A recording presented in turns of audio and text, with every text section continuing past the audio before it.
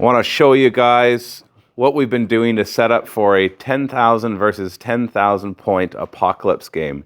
Now, we've already done a few of these on the channel, so I wanted to do something different this time. We got Nathan Claus, that's right, related to Santa Claus. He actually brought 50,000 points, an entire chapter of Space Marines. So we'll be doing a separate showcase of that on Dave's channel. So go subscribe there. I'll put a link below. And then we're doing 10,000 points in total. But I wanted to do something different, so we're going to go for a 3-table setup that all interact with each other. So this will continue the narrative of Drakenfell. Drakenfell being a planet that we've been consistently going on, because right now we have a Kickstarter going on for the Ruins of Drakenfell terrain set. It's a 3D printable terrain set. But if you don't have a 3D printer, we'll also print it for you. So there are physical and digital pledges available. I'm only using a small amount of it on this table, the modular temple mainly, to create all these different buildings, because I just love the look of them. And then I added all sorts of AdMech stuff around them, like the AdMech has been studying this ancient Xenos civilization. And then some Tyranid hive terrain from Forbidden Prints that we also sell on the Forge. We'll print that for you, or you can check them out on my mini factory. So the Kickstarter is almost over. It's over this coming Thursday around noon Eastern time. And so we're basically in the last 48 hours. And so we've had a lot of really good support, and I really appreciate everybody who has pledged. But if you want to help us to make this even bigger reality, because we want to bring out even more terrain sets, then head on over there. It's super helpful for us. It'll give us the cash flow we need and the capital we need to develop even more games and terrain and models and everything else. So we have this basically set up. So this main board is 6,000 versus 6,000. And the idea is that the Flaming Dragons, the Space Marine chapter, has been called here to help out. And there's a main hive node that they are basically trying to destroy. So this main table is the win-loss scenario. So whatever happens in this table determines who wins and who loses. There are 6 objectives, and whoever controls the most wins. Tie goes to whoever has the highest point value objectives. They each have a number on them as well. And so at that one, the main table I wanted to keep simple, because it's basically just one big fight. Also, a little tip, if you're playing Apocalypse like at a really large scale, and you want to make it more narrative than rather competitive, what we do is we skip the first turn. And by that I mean you deploy everything, even things that have to be kept in reserve, like drop pods or anything else.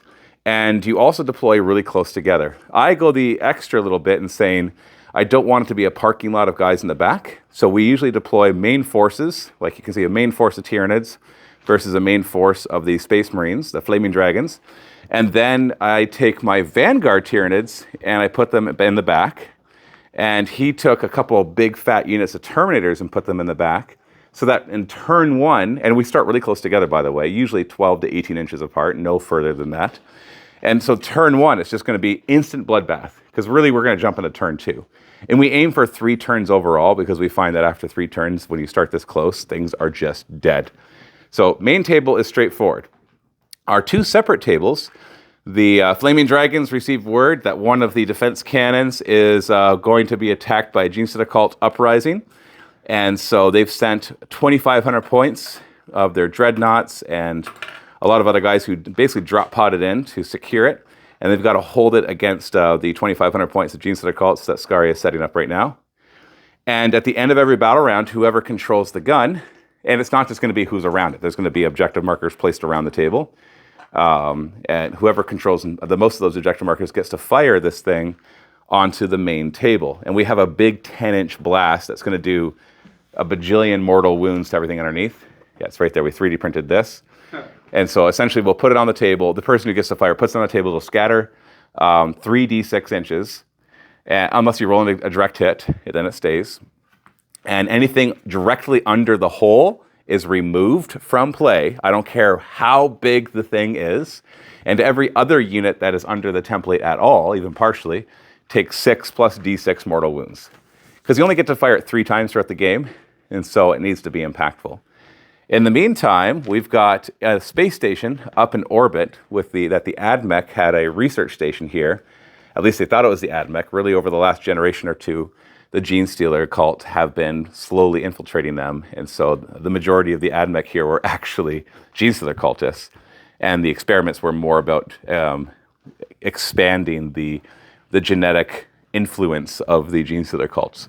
And so there was an uprising up there with aberrants. We've got gene stealers. We've got hybrid metamorphs. And so this is a 1,500 point boarding action. It doesn't follow the boarding action stuff. It's just a table that uses the Zone Mortalis terrain. And there's like 10 objectives on here.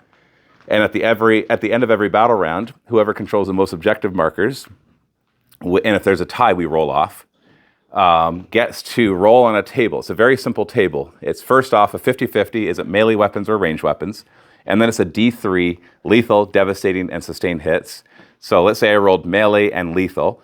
Then on the main table, the people who won here, their army, all of the melee weapons would gain lethal. All of them. And so all the ranged weapons could get devastating or lethal or sustained. And if they already had sustained, they get +1 to the number on the end of it.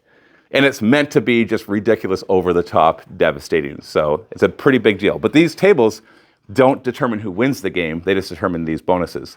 And whoever then gets that bonus, the majority of their objective markers disappear. And so you have to then move on and get to new ones to continue with that. So it's interesting coming up with a scenario for this. It took me a while as I thought about it. It's not anything super complicated, but you want to make it interesting. You want to give something that feels dynamic. So our last games just being one long table were a lot of fun, especially because of the way we deployed. But I thought since we've done so many, it's time to do something new. So you can see that. And I think it looks fantastic. Like, you just look at this. With the Vanguard behind. These enormous tanks that Nathan has decided to bring. He had the hard task of choosing 10,000 points out of his 50,000 point collection. So it took him a while to... Almost about 10,000 points of tactical Marines for the fun. Just for fun? Yeah. Just so you could have 1 million models on the table? Like, deploy entire companies. Here's 5 companies of Space Marines. Because they're roughly like 1,500 to 2,000 points each, right? Yeah. So you could just have nothing but tacticals and intercessors. And some, and some characters to go along with it. And I went for more stuff that would be guarding a hive, like Hive Guard and Turvagons and big monsters, essentially. Except for the Vanguard Assault back here. That's all things with Vanguard Invader, because that's who's coming in the back. And so, yeah, I just combining all those terrains. We got the Drakenfell set, combined with the Forbidden Prince Tyranid stuff, combined with Games Workshop, not technically Adeptus Mechanicus, a Sector Mechanicus terrain. I think really brings it all together and creates a very interesting thing. And then contrasting that with, obviously, the more militarized industrial place on this aggro world. And then even contrasting further with a space station in orbit. So I don't know what you guys think. In the comments, I want you to tell me about a really cool setup like you had, that's something like this, like a multi-table thing where they impacted and how it worked.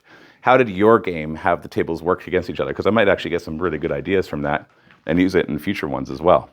Because we've done this in the past, but we don't do it very often. And so in my narrative campaigns, I'd love to grab more ideas. So in the comments below, let me know what you've done or ideas that you have of things that would be really cool of how they interacted with each other.